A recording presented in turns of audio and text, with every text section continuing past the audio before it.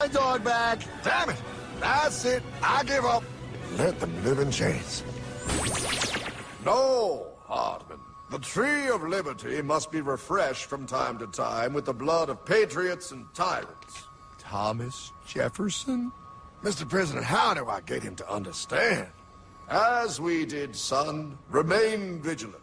Too many have hidden the truth, and the light of our liberty dims with every passing day. Quickly, take my horse. Show him. Wait, show me what? Where are we going? Stallion of Liberty! Ride hard the hoary wind! Oh, where are we? Battle of Waterloo! Hold on, we gotta get through!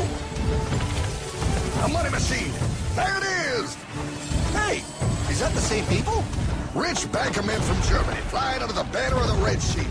They finance both sides of the war. We must hurry! That's him, the Red Shield courier! Shoot him! No, I'm not shooting anyone. Damn it, Pie! What? He beat everyone back with the news of the war and told England that Napoleon won. The Red Shield bankers in London pretended that England was doomed and started selling their English stocks. The English went into a selling frenzy to get rid of worthless English money. But the English won, right? Of course they won, but it was a trick by Red Shield. They waited until the stocks plummeted to pennies and then bought England back for nearly nothing. What? They did that? How? When the English leaders found out, they had no choice but to give themselves over to the Red Shield. Their money was gone and they were slaves to the Red Shield war debt. Since that time, the English have been paying their national taxes directly to the Red Shield private bankers. The people have no idea. But the bankers bragged about what they did to us, laughing at us all the way to the bank. Why, it's the best business I've ever done. If I can control a nation's wealth, I care not who makes its laws. Oh, is this what Jefferson wanted to show me? No, Pyle. Look. They're in America, too?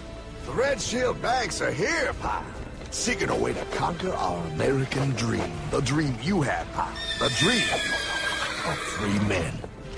They tried to take over our country many times and failed because Jefferson and the Patriots vowed to stop the evil tyrants at all costs.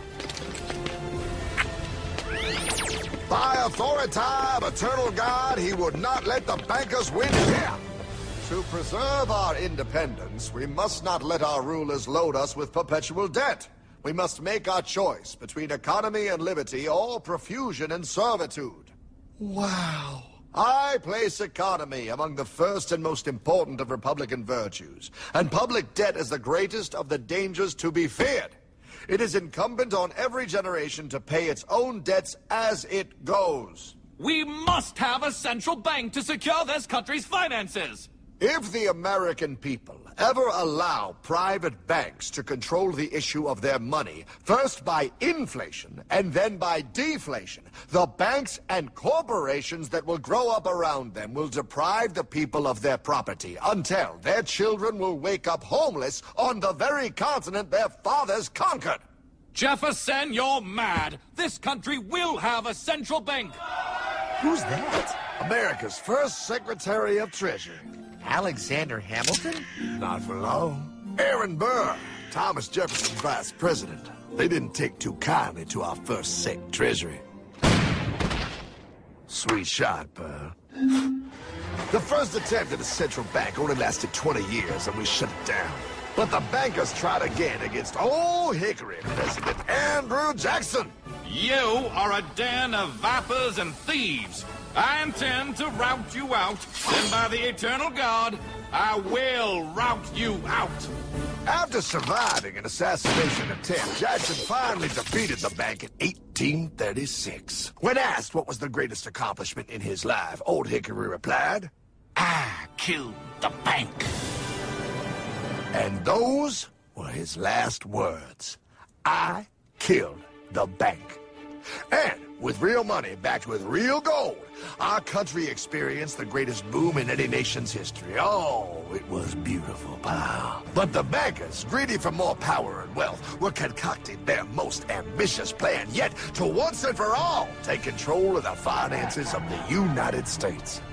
In 1910, a secret meeting was held at the J.P. Morgan estate on Jekyll Island off the coast of Georgia. This meeting was so secretive, so concealed from government and public knowledge, that the 10 attendees used code names. I am clearly the richest man, so I should be the one to run the super-secret central bank. I own all the oil in America. I am clearly richer than you will ever be, hula girl. I should run the super-secret central bank. You're nothing compared to me, lube job. I shall run the secret bank. Silence! Supreme Master Leader, I didn't know you were gonna be here. I'm not. Neither are you, dumbass. Oh, yeah, right. He's so smart. None of you shall run the bank. We have failed in the past because of openness. This time, the key to success is secrecy. The people must believe that they run the bank. Yes, brilliant! A sneak attack. What's the plan? We first create panic, then we show them the solution. With our man in office and well-planned timing, we will have our central bank. And so the people think it is theirs. We shall christen it Federal. The Federal Reserve.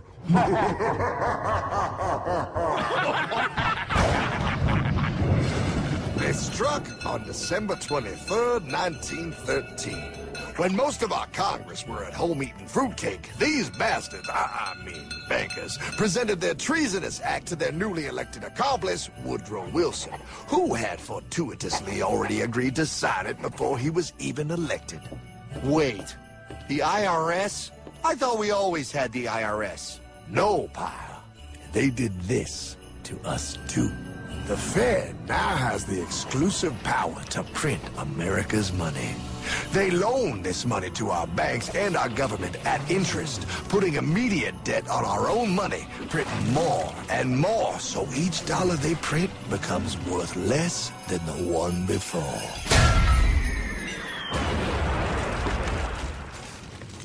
Merry Christmas. What in the hell is that? That pie is how our government now must pay back these debts to the Fed. Your taxes do not go to your government. They don't?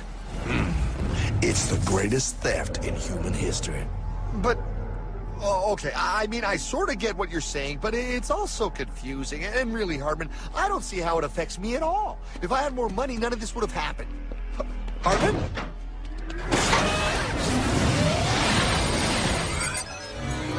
1955? Wow, what are we doing here? Oh, a little bit of shopping. Here, hold this.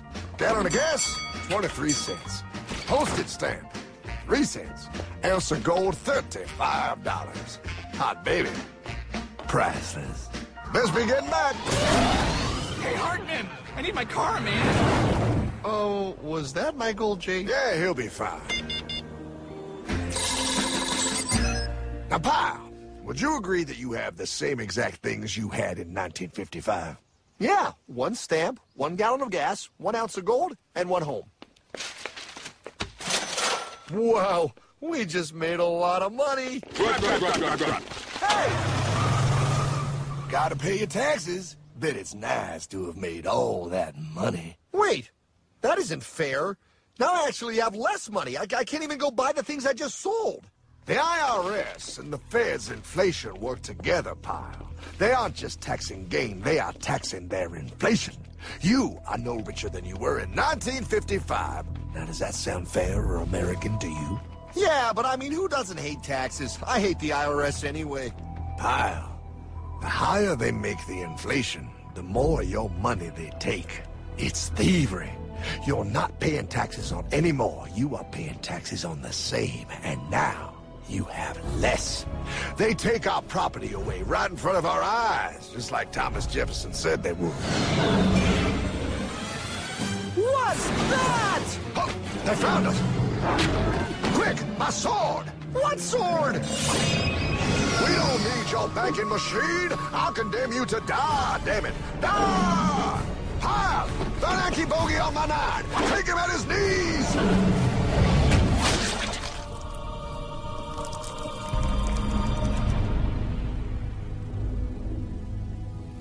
we are opposed around the world by a monolithic and ruthless conspiracy that relies primarily on covert means for expanding its sphere of influence. What's happening? Where am I? I believe perhaps you understand now, pal, but you are afraid.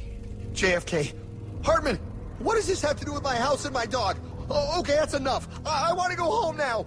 This is the last president to stand up to the Fed. You must see. On June 4, 1963, President Kennedy signed Executive Order 11110. This executive order empowered the U.S. Treasury to issue real money without the Fed. It would have worked. Kennedy's plan to dismantle the Federal Reserve machine had begun. But 6 months later, John F. Kennedy went to Dallas and never returned. No way. No way they could do that. The new president, Lyndon Johnson, threw out Kennedy's order. And since JFK, no president has dared confront the secret powers behind the Federal Reserve. They consolidate bigger and bigger banks, print more and more money, accountable to no one, decimating our nation's wealth for the benefit of a few. Why? Why do this? If they hurt us, it hurts the global bankers too. No, pal. They are protected. They are too big to fail. But I'm not. Those sons of bitches! Sons of bitches all.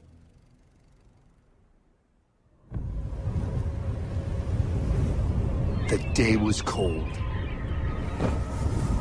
The wind sharp and strong. But we were determined. The bankers and their parasites had us vastly outnumbered, but their hubris made them weak. Not like us. Not like this band of immortals we have assembled. We have come to take back our... Hardman? Is that... My dog. Oh, Then the inevitable. The money kings could ignore us no longer. They sent an emissary, a cog in their machine of greed to bring about our submission. Hank Paulson. Hardman, this is blasphemy. We own the corners of the earth. It is futile to challenge us. Oh, I've seen that look before. That of a predator taking in the scent of its prey. Bold, fearless, the look of a free man. You have come far, Hardman. Farther than most. Be smart now. Join us. We will bring you money, power, everything you want. You can be one of us, if you will kneel.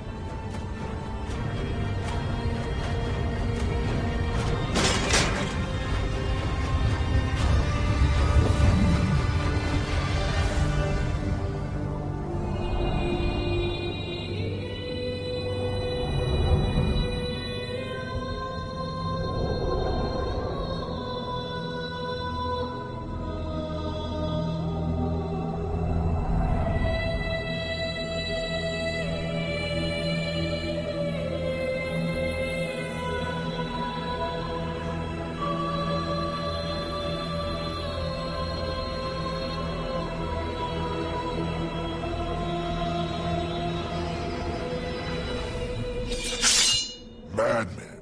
You're a madman. We're offering you everything.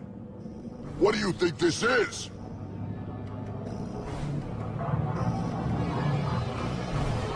This is America!